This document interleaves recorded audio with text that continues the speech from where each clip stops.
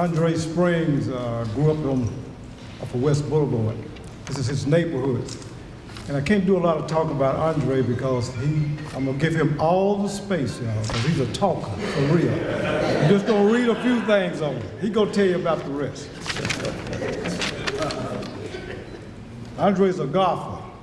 You know, I always say a real golfer compared to just a golfer. Like Black is a golfer, André is a golfer. Okay, André was CIAA champ in 1986. 1988, he was CIAA Coach of the Year. 2015, the CIAA Coach of the Year again. 2015, Afro-American Golfer Hall of Fame inductees. He's inducted into the CIAA Hall of Fame. This is André Springs.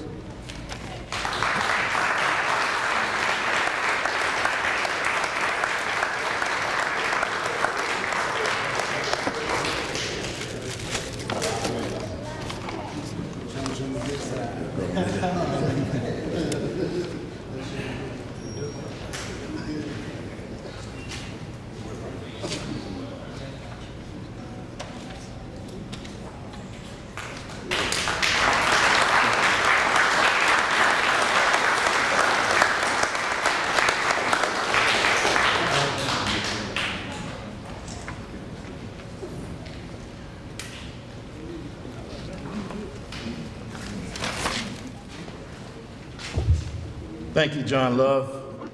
I'd like to take this time right here to thank everyone for being here. My lovely wife, who's been very supportive. My aunt, just like my mother, been very supportive. The Paw Busters is a part of me because I'm a Paw Buster. And I thank each and every one of you for coming out tonight. Walter Morgan means a lot to me because he supported me in a lot of things. So I have a lot of friends here. James Black, I'll never forget, I played in his junior golf program back in the day. Hobo, these guys were very supportive. I always looked up to these guys. And I want to say one thing about this particular golf course. This golf course means a lot to me because as a kid, I remember walking up West Boulevard, maybe about 14 years old, with my clubs on my shoulders, wanting to become a golfer. And I remember also as a kid coming here to swim right here in this facility, in this area, and would go over after I left swimming. I would go over to the golf course to get a hot dog and then walk back home. So it means a lot to be on this walk as a young golfer. I'll never forget, I was cut in the 7th grade playing golf. And it's the funniest thing. I was in the 7th grade at Herbert Spall Junior High, and we was trying out for the golf team. And I never forget, I came over here and we was trying out at Bonnie Bray. I was nervous on the first tee, and I hit it to the right in the woods. I walked in the woods, my coach was walking behind me and looking for the golf ball.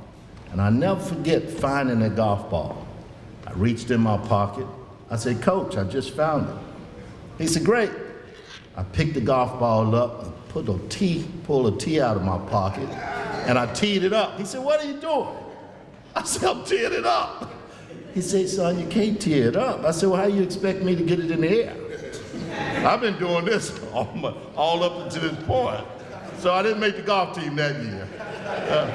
So he knew I was trying, and he knew I was really wanting to be a part of the golf team. And never forget, he told me to say, "You know, you keep working hard on your game, and you'll play next year." And that meant a whole lot. It meant to me like I made the golf team. And I looked forward for that next year.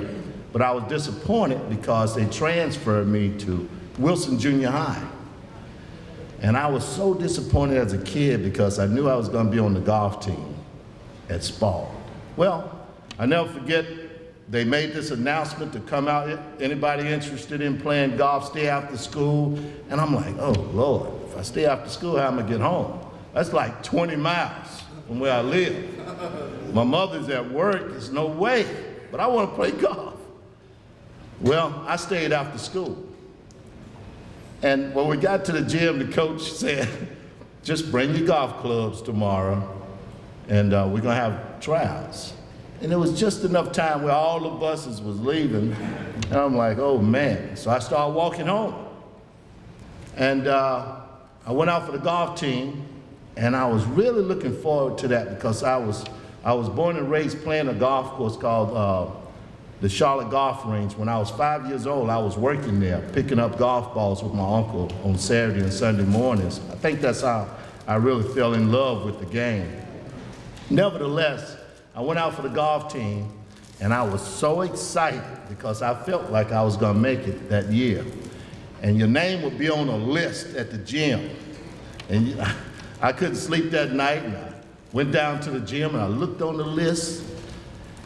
I didn't see my name the first time, and I looked again, and I didn't see it. By that time, my heart was about to jump out of my body. Because as a young kid, it's gonna happen again. Next thing you know, I got cut. I didn't make the team in the 8th grade.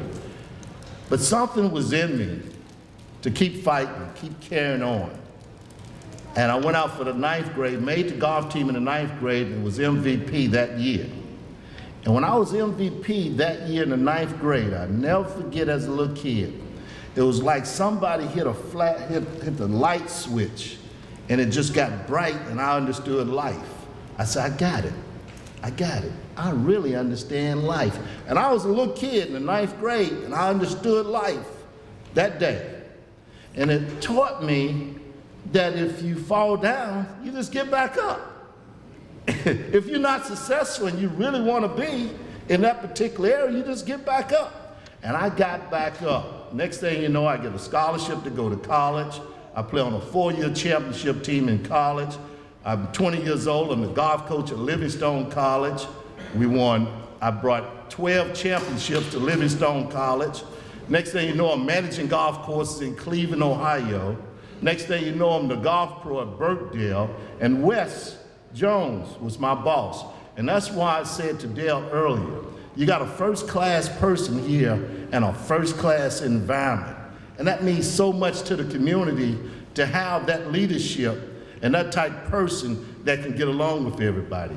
But that taught me a whole lot about life, and now my golf team is doing well, and they won the championship last year and finished second this year.